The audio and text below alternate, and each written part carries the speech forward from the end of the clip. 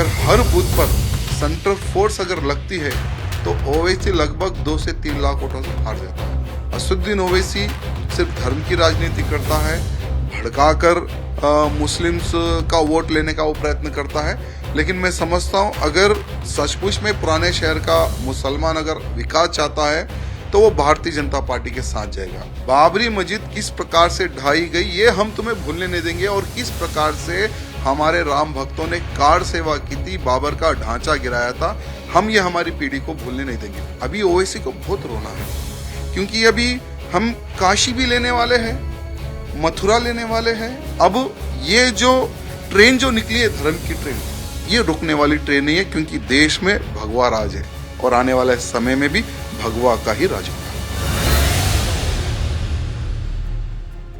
लोकसभा चुनाव के लिए बीजेपी ने हैदराबाद सीट से माधवी लता को क्या उम्मीदवार बनाया है। हैदराबाद सीट अचानक से काफी सुर्खियों में आ गई है। AIMIM के प्रमुख असद उद्दीन ओवैसी यहां से अभी सांसद हैं। माधवी लता का दावा है कि वे ओवैसी को कड़ी चुनौती देंगी। उन्होंने यह भी कहा है कि जो काम अब तक ओवैसी नहीं कर पाए हैं वे उन्हें पूरा करेंगी। अपनी उम्मीदवारी का ऐलान होते ही माधवी लता अपने प्रतिद्वंदी ओवैसी पर जमकर बरस रही हैं। मैंने 8 साल से देख रही हूँ उन लोगों को, और खास कर 1 साल से हर दिन मैं वहां उस हर गली हर बस्ती में जा रही हूँ। मैं दिन में तकरीबन 10-11 घंटा काम करती हूँ। मैं पूछे तो क्या है वहां पर? वहां कुछ नहीं है आज, ना पढ़ाई है, ना हेल्थ फैसिलिटी है उनको, ना रोड साफ है, ना मोहल्ले साफ है, ड्रेनेज का पानी बहते रहता है, मदरसे में बच्चों को खाना नहीं मिलता है, मंदिरों को कब्जा होते रहता है। हिंदुओं के घरों में वो लोग घर तक नहीं मालूम, एक दीवार टूटता है तो नहीं पता है आगे आके कौन आके उसको कब्जा करेंगे। मुसलमान के घरों में बच्चे पढ़ते नहीं है, बच्चे पूरे वहां पे चाइल्ड लेबर हो जाते हैं। ना उनके पास पढ़ाई है, ना उनके पास ठीक तरह से घर है, ना उनको कोई भविष्य है। क्या है उनके पास? एक ही बात बचा है उन दोनों के बीच में, लड़ाई, जिसका जो चिंगारी तक वही डालते हैं, जिसका फायदा भी वो लोग उठाते हैं। वो जो फायदा उठाते हैं उल्टा उनके लिए कुछ करते भी नहीं है। लेकिन ऐसा एक मुद्दा हो तो बताएं। आप ही सोचिए, ऐसा ओल्ड सिटी कोई ऐसा तो पहाड़ पे तो है नहीं वो, ये समझने के लिए वो ट्राइबल्स हैं। ओल्ड सिटी कहां है? हैदराबाद के बीचों बीच है। ऐसा हैदराबाद जो जब बंटवारा हुआ था आंध्रा और तेलंगाना स्टेट का, मांग के लिया गया था हैदराबाद, उसका टैक्सेस, उसका जो आमदनी है इतना बड़ा है। वैसा हैदराबाद सिटी के बीचों बीच आप ओल्ड सिटी कॉन्स्टिट्यूएंसी को देखते हो, जहां गरीबी है, बेबसी है। अब बताओ तो क्या नहीं है वहां पर? बहुत कुछ आगे लेके जाना पड़ता है उस कॉन्स्टिट्यूएंसी। वहीं माधवी लता की उम्मीदवारी को लेकर हैदराबाद संसदीय क्षेत्र की गोशा महल विधानसभा सीट से विधायक T राजा सिंह ने भी बड़ा दावा किया है।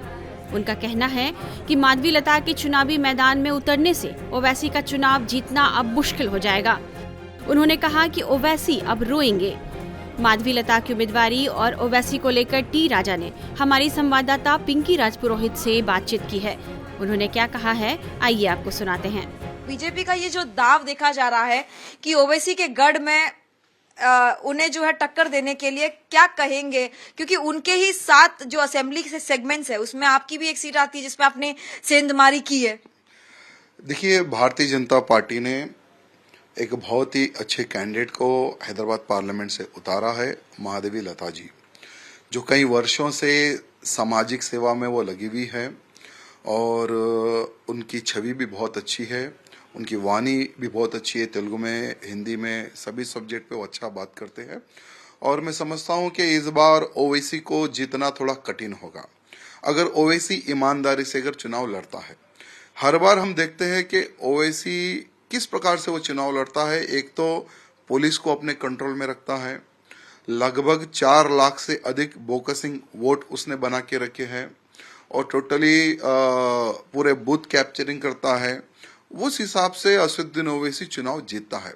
अगर असदुद्दीन ओवैसी अगर ईमानदारी से अगर चुनाव लड़ता है, अगर हर बूथ पर सेंट्रल फोर्स अगर लगती है तो ओवैसी लगभग 2 से 3 लाख वोटों से हार जाता है। अगर एक भी बूथ पर अगर बोकसिंग और डुप्लीकेट वोट से अगर वोटिंग ना होती है तो अगर इस प्रकार से अगर उस एंगल में भी अगर हम लोग सोचते विचार करते हैं तो 100% हैदराबाद पार्लियामेंट जीत सकते हैं। लगातार हम देखते हैं कि एक तरह से भड़काऊ भाईजान जो कहा जाता है, भड़काऊ भाषण एंड ऑल दैट, तो उसमें आप किस तरह की चुनौती देखते हैं? क्योंकि यहाँ पर जो है माइनॉरिटीज, यहाँ पर मेजोरिटी, अगर इस सीट की बात करें तो कितना चुनौतीपूर्ण रहने वाला है बीजेपी के लिए? देखिए, ओवैसी से आज मुसलमान भी नफरत कर रहा है। पुराने शहर का विधानसभा का जब चुनाव हुआ तो लगभग 3 विधानसभाओं में टक्कर की लड़ाई रही और 3 विधायक उनके हार सकते थे। तो ये ओवैसी को पता चल गया कि ये धर्म की राजनीति नहीं चलेगी, विकास पे भी मुझे काम करना पड़ेगा। लेकिन दुर्भाग्य है कि उनके पिताजी हो या असदुद्दीन ओवैसी हो, आज तक पुराने शहर का कोई विकास नहीं हुआ। असदुद्दीन ओवैसी सिर्फ धर्म की राजनीति करता है, भड़काकर मुस्लिम्स का वोट लेने का वो प्रयत्न करता है। लेकिन मैं समझता हूं अगर सचमुच में पुराने शहर का मुसलमान अगर विकास चाहता है तो वो भारतीय जनता पार्टी के साथ जाएगा। नहीं हमें भड़काऊ भाईजानी चाहिए तो वो इसी के साथ जाएगा। राम मंदिर जरूर बन चुका है, लेकिन अभी भी उनके कई भाषण में, ओवैसी की बात करें तो कई भाषण में अभी भी जो है बाबरी मस्जिद का जो मुद्दा है वो जिंदा है। युवाओं से कई बार भाषण में कहते सुनाई देते हैं कि आपकी मस्जिदें जो है वो छीनी जा रही है। तो किस तरह से इसे आप देखेंगे, जो लगातार मुस्लिम युवाओं को एक तरह से कहने की कोशिश करी कि आपके हक छीने जा रहे हैं? ओवैसी का मैंने पार्लियामेंट वाला भाषण सुना था कि वो कहता है कि बाबरी मस्जिद जिंदी है, जिंदी थी, जिंदी रहेगी। तो पार्लियामेंट में बोलने से कुछ होगा नहीं।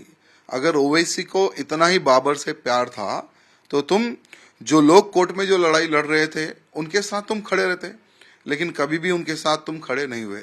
इसका मतलब क्या है? सिर्फ वोट बैंक की राजनीति करना, भड़काना, माहौल खराब करना, यही ओवैसी का उद्देश्य रहा है।